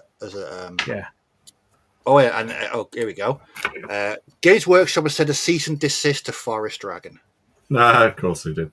So lots of places won't be able to sell those printed minis. You can print them yourself, though. God. Okay, interesting. Lovely stuff. He said looking them as SELs unless he finds the company. I love painting those 10 mil figures by Forest Dragon. Are really, really nice figures. But yeah, I have to look at that. Oh, lovely stuff. It gets even better. So most of the 10 millimeter fantasy looks. Oh dear. Oh, bugger. I mean, typical. I'll have to just stick with what I've got then. I mean, I've got 2 pretty sizable armies that I can use for different systems. So there we go. Right, should we have a... They are 10 mil. Yeah, who else does 10 mils? Anybody else? You can match them in with. Don't Pendraken do some 10 mil stuff? Yeah. Oh, they do. Yes. Do they do weird shit as well as second one? They do. They do. My mate bought some High Elf from Pendraken. And Callistra as well. True. Yeah. Do you like my flag? Hey. Oh, I like it. Yeah. Very nice. Right, let's get on to the trauma of... do we have to? Isn't it if only I knew someone with a 3D printer. Yeah, I know, it's terrible, isn't it? So the trauma of... me and Martin, we've already prepped for this, haven't we? Yeah. Well, I don't know whose I'm doing, whether I'm doing yours or the horrible one that James suggested. I thought the punters were suggesting. I wasn't. They were, but most of the comments went the way of deciding what to do about Stash. So I tried to get the ball rolling by nominating both of you. I don't know if you read what I nominated for you. I try not to read what you say. Let me find the actual thread. I don't know about. I only ever use Facebook on my phone, and I know for the past week, I can't see my own comment. It's been a massive total pain in the ass. Here we go. So, Martin, we'll do yours first, okay? So this is like snog, marry, avoid, right? But it's keep, Yeah. sell, give away. Giveaway. So Martin, I'll go first. Martin's nominations for Dom. Oh God. So the first one is your Swedish Napoleonics. Now, can I say my reasons? Can I say my reasons? Go on, then. Because I've had to listen to Dom say so many times about how much he always wanted them, and you're going to take them off me, you bastard. And they're commission painted. Yeah, it's true. So I want to know how how willing he'd be to lose them. Yeah, go on, keep going. Second one, your Bruces in Ireland. Ooh, blimey. Okay. So what have I got to? Which you've got to choose get one rid to of keep, one of them. Yeah. One to keep, one to sell, and then one to give away. God. All right, and then tell him the last one. Give him the last one. Your last one is your entirety, not just an army, but an entirety, all of your burrows and badgers. Because I feel like you went to the effort of looking at actual pictures of animals to paint them. So that. Okay, you bastard. Right. So the Swedes are not going anywhere. No, I knew that. I said that's the one army that I said if I the knew that. place burnt down, that'd be the one that would be carried out. All right, so you're keeping over the Swedes. family, everything else. That would be the one. So that's not going anywhere. So I guess then the choice would be the badges and boroughs I would probably sell. Mm-hmm.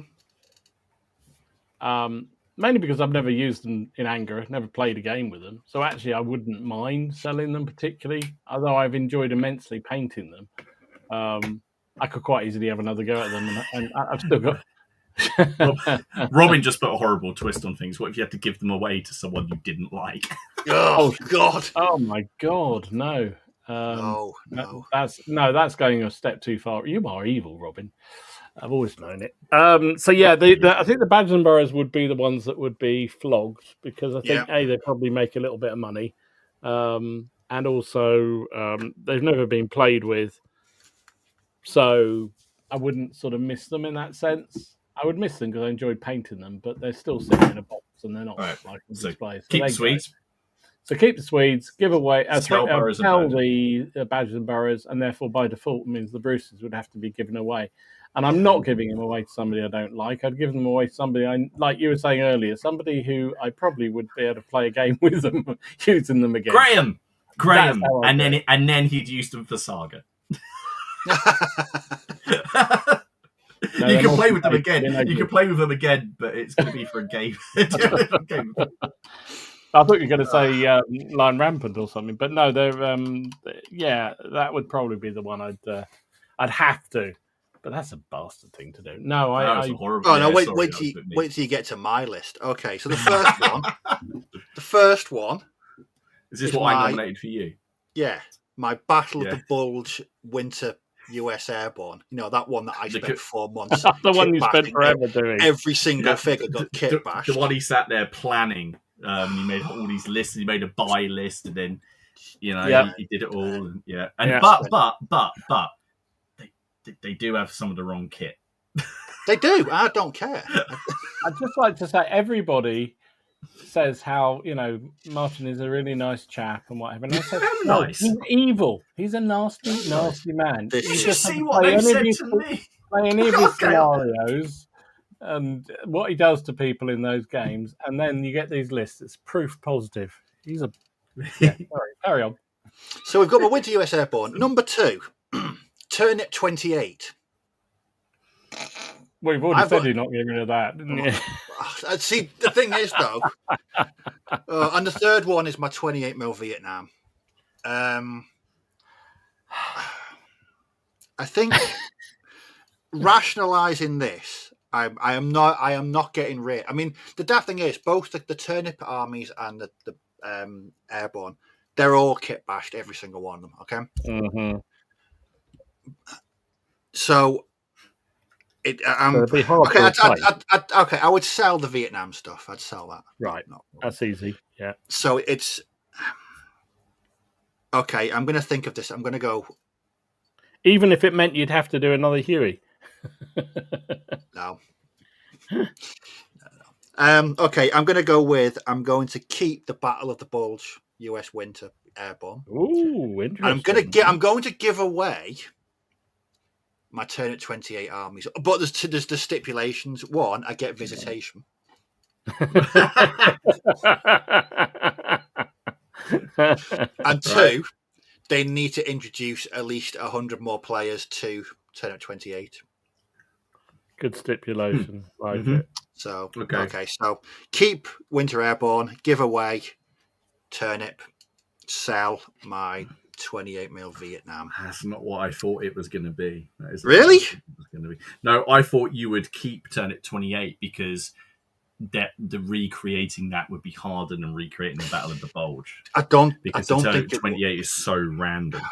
Whereas at least with the Battle of the Bulge, there's a method, if that makes sense. Yeah, I think it would be. I don't know. No. His idea was this: the Turnip Army would miss me. Wouldn't be fair to them with no visitation. Absolutely, they need to see me. Okay, so let's read go out on what you said for me. I'm going to get to these now. Okay, so these are my nominations for you two. So let's do Martin's first. First, Wars of the Roses. Right. Second, Napoleonics, including Hussars. Right. And third is Star Wars Legion. I threw you a nice softball there. Yeah, see, that's what I tried to do by throwing you both of them. So I would. I'm not getting rid of the Wars of the Roses. That's never going to happen. I'm sorry. That's what's holding up these shelves and my channel. And I'm sitting here doing them at the minute. Look, even with lots of little my flag that looks like a waffle. And oh god, what was it? It was Star Wars Legion and Napoleon. All my Napoleonics. All of your Napoleonics. The whole shebang. You see, there's a part of my brain that's you can't separate the drummers out. They've all got to be put into this one collection. I would. Oh, see, now I'm gonna have to channel my inner Ken here and be mercenary. Sell the Napoleonics.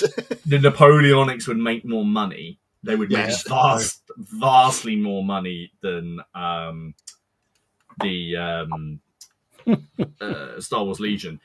But I see. This is the thing. The Napoleonics, I'd want to give them to someone like Dom or Steve, who I feel would never. Who's always said he wants to play them, but never wants to paint them. So I'd be like, you would appreciate these, but I don't know if I could. I would fully embrace. No, that's not the right term. I would fully channel my inner Ken. I think I would sell the Napoleonics and give away Star Wars Legion to someone, maybe in the CrackCon raffle or something. Yeah.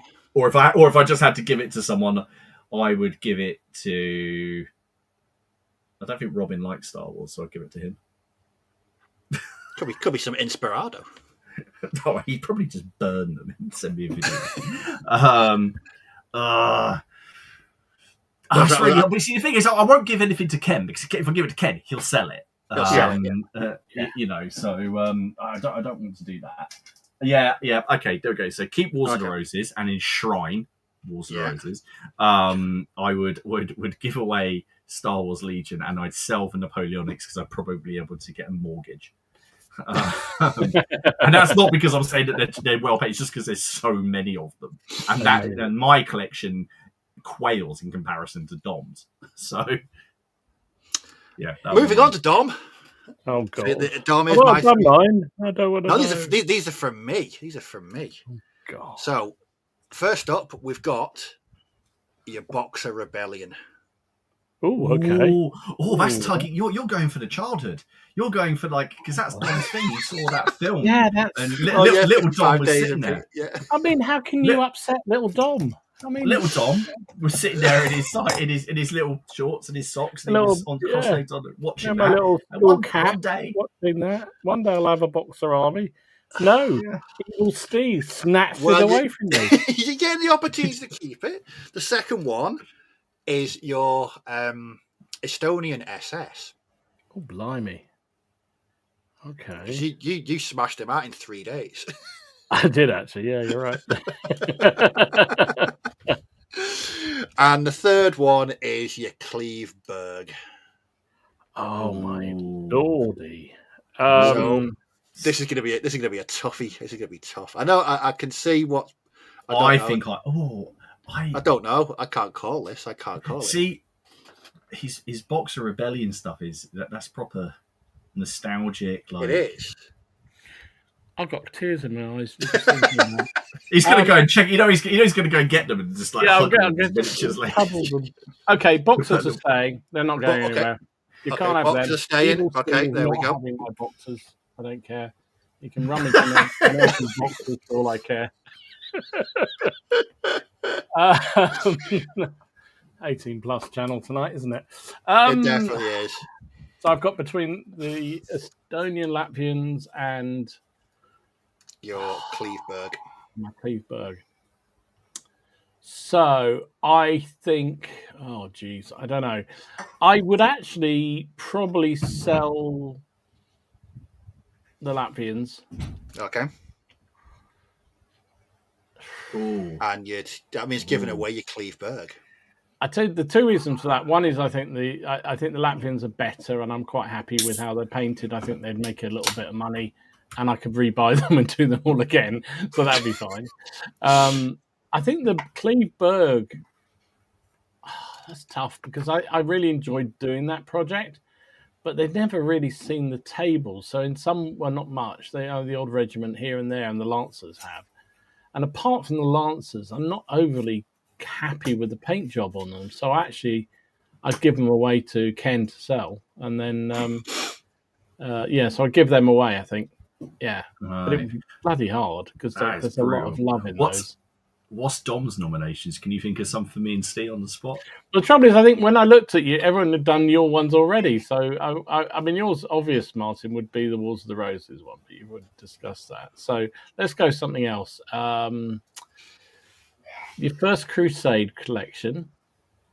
Okay. Your 0200s. Okay. Yeah. And what should we do as a third one? Well, I'm going to say, I know, your Dux Britannia Arthurian stuff. Oh, no, I want my Oh, no. See there. Oh, you bastard.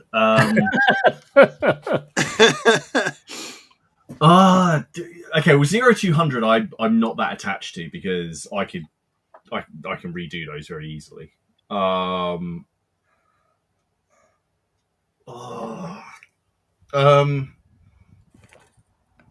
would. Oh, you absolute bastard. See, but the thing with my First Crusade is it's both armies. It's two. It's got all the camels and the camelry. It's a clear out. It's a fast Robin's just said, "Don't be harsh on Martin because half his stuff would render my armies pointless." I would have to keep the First Crusade. I think. Yes, I would have to keep the First Crusade because it's got all of the Reconquer stuff in it as well, and the dioramas and the. Oh, but I love my Arthurians.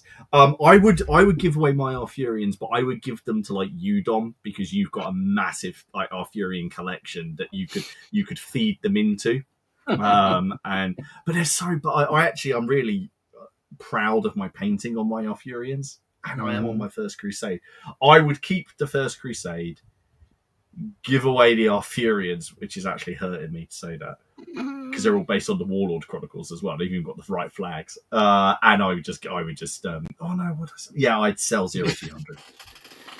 Because I don't think, because if I sold the Arthurians and they went to an arsehole, I'd be really, really annoyed about it.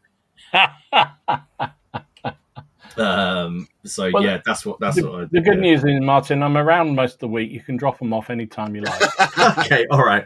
I'm very happy to receive them. Okay, all right. I'll pick up your SS as well.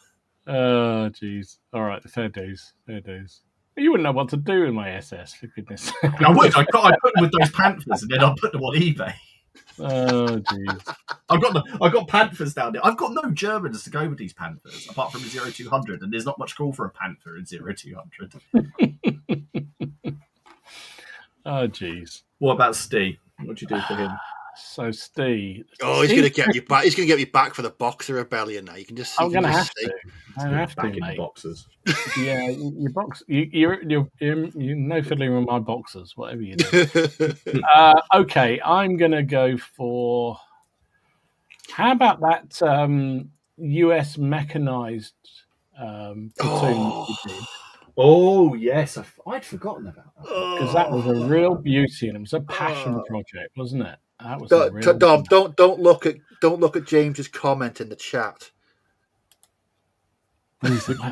Oh yes, lots of colourful cod pieces. Well, it did cross my mind, but then you haven't gone very far with that. Okay, let's put them in then. Okay, Landsknechts, they can go in there because I think they were tremendous fun.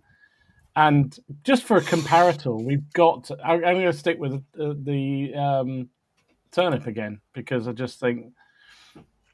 Space weird. We're going to do. We're going to do that amazing Space Weirdos terrain you did for yes, Crack. Yes, that's what I wanted you to say. No. Yeah. We've all. Oh, you complete git. That one's going. One or the other. There you go. Okay. US mechanized, cod pieces, or the wonderful terrain.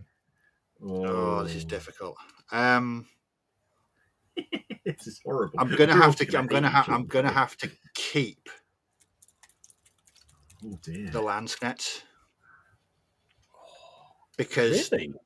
the sheer amount of time I've put into opening bright coloured paint, which wasn't expected. Two, the fact that nobody ever saw me painting Landsknechts. No, that's very true. We didn't see that coming.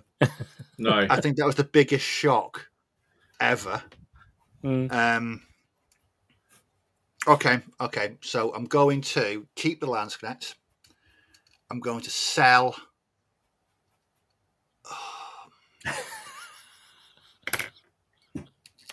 This is the evilest game. I would genuinely rather lose you two as friends than some of my models. You know what? Your history, mate, if this is the choice. I can talk to them and they listen. Do you know what? I'd have. Okay, I'm keeping the Landsknechts. I think I'd give the scenery away because I could actually repeat that. Because interesting. But it would never be the same. It wouldn't be the same. It wouldn't be the same at all. And you would know. I would. He's evil. I told you, folks. He's evil.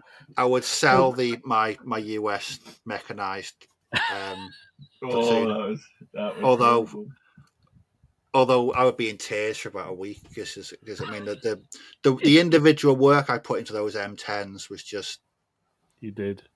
They were beautiful. It was a lot of work. God, I'm this isn't even happening. I'm traumatized. I don't. I'm kind of like we still got 15 minutes and we still got to talk to each other. You just tried to kill my boxers, so you're fair game, mate. Sorry. And then here's the thing: what if the same options were given to our significant others, and they were like, which one do you think to keep? I think Hayley would. I think she would genuinely just keep the one that would pain me the most. I genuinely do. She would keep the Napoleonics because she likes to beat because of the 95th. She would sell the Wars of the Roses, and and then she would probably, I don't know, give away my ECW. She'd probably. I was surprised no one said the ECW actually, because I'm in two minds about those at the minute. That's the project that I, other than those stupid Panthers, I'm just going to keep on saying that until someone says, "Oh, I'll have them." Those Panthers, the ECW is probably out of my mass battle projects the one that I'm not actually. I don't think I'm close to selling it. But out of all of the what Haley would just sell, that's true. That is true. Very true. Too. After she'd wait till I put the bins out first, then she'd sell me. I think the ECW is probably the one I'm closest to out of my big projects getting rid of, because I don't have an opposing force for it and I don't play it as much as the other ones. And I think I'd get at least a bit of money. But I'm not in any reason to sell it. I'm just saying if I was going to get rid of one of my big mass battles. My problem with ECW is, so I don't have two armies for that either. But we do play it fairly regularly. Every so often we'll have a spate of playing it down the club. So they do get an airing fairly well. But yeah, I'll have to give you a game, but then we're both royalists. So yeah, that's the problem. Yeah. It's a civil war, mate. And you know. Oh yeah. When I wake up tomorrow, it's gonna be, when you wake up from a dream, you can't tell whether it was real or not. And that's about 5 minutes. Last night's podcast. Oh my god, it didn't happen. You're gonna have to go and check all your collection to make sure it's still there, aren't you? No, absolutely, just traumatic. This is brutal tonight. Jeez. Well, from Grandad's Art Space, how about challenging each other to produce armies that you don't really like? I've tried painting Napoleonics. Yeah. Well, we sort of did that for a Christmas challenge a few years ago, where we each nominated. So we drew lots out of a hat. I think it's the very first Christmas, and we drew names out of a hat, and we each had to paint a miniature for that other person. I'm still waiting for mine to be painted. Steve, I've got the miniature. He's got the miniature. He gave me the miniature. That's in the stash. Your present may require some assembly. Like Simon de Montfort. I did Ken a Italian command base for his Napoleonics, big 110 mil oval thing with officers and casualties, which is why when he put his Napoleonics up for sale, I sent him a very harsh message saying that better not be in there.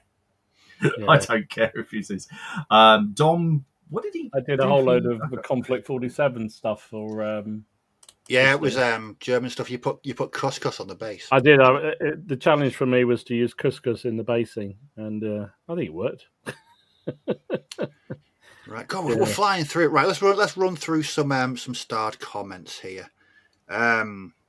So, Dermot, 25mm front rank AWI and 28mm Wargames Foundry Romans Dacian sitting on shelf for 20 years. Wow, good. Sold them immediately when I decided to get back into Wargame again a few years ago. Really sell them? Oh, I know. No. See, they're perfectly good. They never go off. I'll call my power opportunity by packing away things I'm less likely to paint in the near future. No trashing or selling of models. Good man. Andy, unfortunately, I do not call my stash. Always tell myself I'll paint them someday. You got to love optimism, haven't you? You just... Yeah. You know. Well, from James, I've called man a few times. I've cleared up projects, never happened. Like 15mm chain of command. I've done the same with Kings of War, but then bought it again later. Yeah, that's that can often happen. I think that's one of my fears, is that I'd clear out something and then suddenly start playing it again some other time, or something very similar. A new version of something. I don't know. That's the problem with historical, isn't it? Because historical is historical. It's a period. So if you don't like the rules you're using for your Landsknechts or something, there's probably going to be another set of rules that come along that you might well like. So you might as well hold on to figures in case, Yeah. Lionheart, I try to sell my miniatures if I can, but the only time I do it is if I want to upgrade my miniatures. For example, I sold my old Conquest Games Normans to buy Victrix Normans. Yes, that's... You're just upgrading? Yeah, absolutely. Yeah, but you just keep the old ones as well. Yeah. Dwarven, cracking name, Dwarven Moustache Hobbying. Oh. Yeah, he's got a cracking little video. I do like his videos. Good man. I've got a lot of Landsknecht. I'm not even going to get around to building them. May I introduce to Matt? He spent an entire couple of days just assembling the plastic Lance Connect starter box. Robin, I will clear out models that aren't my taste anymore. Plastic World War II figures in the bin because I don't want AB. Gripping Beast Vikings in the bin. I've got no interest in repainting subpar models. Ooh. Oof. Jesus. It's a tough one, isn't it? Jeez. Dan, always giving away armies when moving. When I moved from Chicago to LA in 2012, I gave away huge dwarf army and lizard man army. Now I regret it. Oh, yeah. Hobby Brush, you're all more restrained than me. I have projects purchased 30 years ago.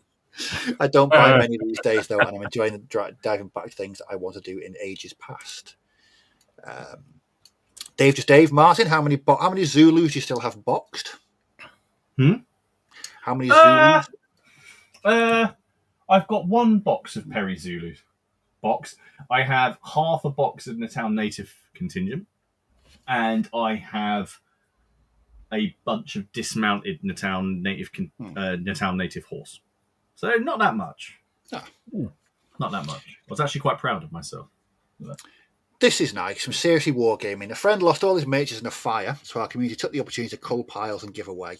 Win-win for all. Oh, that's actually fantastic. That's actually really nice. That's nice. We've all been quite horrible to each other tonight, but that's yeah. There are nice wargamers out there, just not on this stream. Simon, does anyone else de-sprue their plastic bit stash? No, because my flat would end up like a ball pit of German equipment. Actually, I did. I bought one of those. You get in the hardware stores with all the little drawers for. Oh yeah. So I did that and filled it so quickly. I thought this is a stupid idea, but at least that means I keep those ones and I throw away any other sprues because then I'd just be mad. Yeah. The only time I used to, and then I gave up because it was too much. The only time I've done it was in about 2013. I was really into sort of kit bashing grimdark 40k stuff, and so I bought a bunch of boxes, and that was when I wrote on them what was in the box. And one day I left one out, and Jen said, "Why have you got a box with miscellaneous heads written on it?" So I was trying to explain that one. Mobile and hostile. In the years following the show, I've learned two important things: A, I am not alone in project hopping, and B, try not to keep up with Dom and Martin. That's true. Right. Ed, Martin to sell War of the Roses and start bolt action. Steve to sell bolt action, start Napoleonics. And Dom to sell his Grand's Napoleonics and get some good old weird shit. No, not happening. I can't see anything like that. Why? There's another one. Why take away the things that we love? I was just going to say, it's very, very cruel. What have you not been doing tonight? Okay, there's one from Andy. I'm to start doing mass battle gaming, Dom to do skirmish gaming, and Martin to collect bolt action. What? Right. Okay, I have a bolt action army down there. I have a bolt action army. The offer last week was let's play 0-200 hours or bolt action. It's like 0-200 hours is not even a question. Like why are we going to play bolt? Do you want to try me using a bolt action? No, I don't. Why? It's funny. Everyone's going, "Oh, do you know?" No one's saying line rampant. Everyone's like, "No, bolt action." I don't even have that much of a hatred for it compared to like Alex or Robin. Right, we've got 5 minutes left. We're going to run through some. That'd be amazing. There's a lot of freedom in a house and forcing to build those armies. Jesus. Oh, jeez, no. I'll be looking at how to eat through drywall with your teeth. Okay, let's move on to some viewers' photographs. Again, if you're not in the Facebook group and you want to join, the link in the description below. Answer Dom's questions 3, and you're probably going to get in, unless you're a 3D miniature sculptor, in which case we will cackle like Mr. Burns as we decline your entry. A bit harsh, I know, but there we go. Brutal again. Geez. It is. It's honestly the equivalent to joining a group. It's just one of those streams, isn't it? Jeez. Shaking rattling your tin. Okay. First up is Alid, who's printed off some jump-off points for Chain of Command. Hey, very good. Oh, sweet. Ah, cool. On printing mad. I love it. They're really, really nice. These are nice. These are from DJ. He's been painting some Napoleonic French infantry. Oh, wow. When I saw this photo, I had to double take because I didn't realise for a second that the AK pots behind weren't more French. I thought that was more minis, like with AK. I mean, his AKs are as ordered as his Napoleonics. That is fantastic. Jeez. Wow. They are lovely. Figures are amazing. Darren has been working on a Wars of the Roses command base. Excellent. Yeah, that's another. That's a Delapole. There's a Delapole, yeah. That's the model I've done. So that model there, that one there. This is excellent, by the way. This is lovely. That's the last Delapole, but not the last Delapole, not the one you did, the one before it you died. No, exactly. That's so basically I've got that model there, but you see how he's drawing the sword? I've swapped those hands around so he's wielding a poleaxe. I've even got exactly the same head. Excellent. Lovely stuff, Darren. Up next is the hobby brush with this gladiator. Look at that. Oh, that's very cool. That's very wow. nice. Wow, look at the skin. Is that 28 or is that? I don't know. I've got a feeling. I know hobby brush. If you're in the chat, is that 28 or 54? Wow. Because it's awesome. So. I mean, it's awesome either way. I mean, it doesn't matter what scale it is, but it's just it's got a certain thing about it. But that is brilliant. I actually love the metallic effect on the bronze as well. Really, really nice. Now I couldn't let this one go by without showing everybody because it's from Judd and it's a Ghost Badger Warrior. Of course it is. That is very cool. I love the effects. That's ace. It's nice, isn't it? Wow. That's a weird miniature. Really, really weird miniature. Very odd. Now, Dom, would you play Shakos and Bayonet? Would you play like not Shakos and Bayonets, like Silver Bayonet, but with the Burrows and Badgers stuff? Something like there. That would be that'd be quite good, actually. I can see that working. Yeah. Up next is Jack with his Norse Command Bay. Apparently, he's been working on this and some Saxons for a while. But there we go. Very nice. It was 28 mil. All right. I'll tell you what, that shield at the front's a bit hypnotic, isn't it? Oof. I know. There is no power. Actually, no. That's actually saying you will buy wiggly bases. You will buy wiggly bases. Lynn's been working on some 100 Years War bowmen. Nice. I've butchered quite a few of those in the past. Oh yes, I have. This has not been seen on the I've not mentioned it for a while anyway, but it's good to see games going up. So Matt has been playing Marvel Crisis Protocol. Excellent. Very nice. Nice looking game. A game that I've had in my Amazon basket on many occasions, but I've never actually bought it. Yeah. Silas, bit weird this for you, Dom. Okay. All quiet on the Martian front. What the blinking... Yes. I thought you'd like that. Another game being played. So Paul's been working on the Chicago way, and he posted up a bunch of photographs, but I did like this one. Yes. Nice. Hey. Awesome.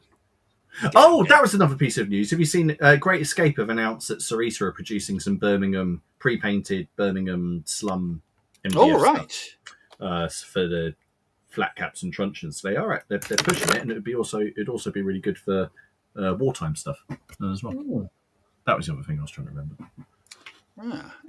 Okay, so that looks really nice. Now Steve he's been inspired by some of the Nurgle I've been working on, and he's done a plague-looking grey seer. I think that's a grey seer, isn't it? I'm assuming it's a grey seer. You asking me or Dom? Dom. It definitely is. It definitely is. I know them all day long. It is. Yeah. No, I love the tones on the robes. Proper plague looking. Very nice. And last but not least, these are brilliant. I don't know whether these were posted up last week. I can't remember. I've slept since then. But even if they weren't, good to see them again. So Yusuf has been painting some giant wasps. Wow. Such a shame they're not moths. Wasn't it? But yeah. Oh God, But look at those. Those are awesome. they're lovely. So I've no need for those at all, but I want them. I don't care. I think he's going to use them in games of D&D. But they are just so vibrant. The colours on them, really, really nice stuff. Wow. So as always, big thank you to everyone that posts up in the group. But again, I say it every week, but it's brilliant to watch just the sheer diversity of stuff. You've got Martians in World War One, and you've got Ghost Badger warriors, and everything in between. So there's a link below. Just answer the questions, and we'll let you in. You can post your stuff, and it's great community and a great Facebook group. Yep. So there we are. 1 minute past 10. We're under overtime, and I only got attacked by a moth once. Result. That's it, all right. Yeah. They'll be swarming around it in soon. Stop saying swarm. Yeah. Oh God. Yeah, they'll be there. Thought of it. Awful. The other thing is, though, spiders don't bother me. No issues with spiders. They're really weird. Moths. I mean, Moths. Don't like them. Don't like them. I mean, they're probably harmless, but they just flap and they got that dust, and it's horrible. Next week we are over on We're on my Martin's channel. channel. We're on my channel, and next we got a good one. I got a good one for next week. We're going to be chatting about rules with no purpose. So another good one. So, and it's not so genuine. So it's not it's a rules you dislike. It's I was watching another stream, and when we're onto it next week, I'll show all the credit and all of that. We can go and watch it. And I thought it was a brilliant stream and it was with these rules directors. They were just talking about the rules that are in a lot of systems that we assume, and you actually go, why is this even here? Like, why are we doing? So do you have rules of no purpose? What do you like, and what alternatives do we have? I'll post it up in the group, giving examples. Yes, I'm sure people will argue about yes, there is a purpose, but then you just kind of go, yeah, but why? Why? We just assume from rule set to rule set. So it'll be a good laugh. But even if we're still speaking by that point, because If we're still speaking, yeah. Tonight's been a bit brutal, to be honest. I think we need some counselling after tonight. I think we're all going to go away and open the boxes up of the figures that we've been told to get rid of, and just look at them and say, no, it's okay, my precious. You can stay. Yeah, that's exactly. I was thinking that, precious. That's exactly what I'll be whispering some comforting words to my turnip 28 later. Now there's a disturbing thought for you. I mean, I wouldn't be surprised if they talk back at you. Those things. Jeez, that's what happens if you drink far too much weird ale. Weird things start to happen. Right, we're officially over time. Again, big thank you to everybody that joined us tonight. Some top class gaming chat. Big thank you to everyone that's watching us on the catch up. Don't forget to like, share, subscribe, stuff down below, and all that malarkey. And we will see you next week over on Martin's channel. So enjoy your week, stay safe, and we'll see you all soon. Bye bye now. Take care. Have a good week.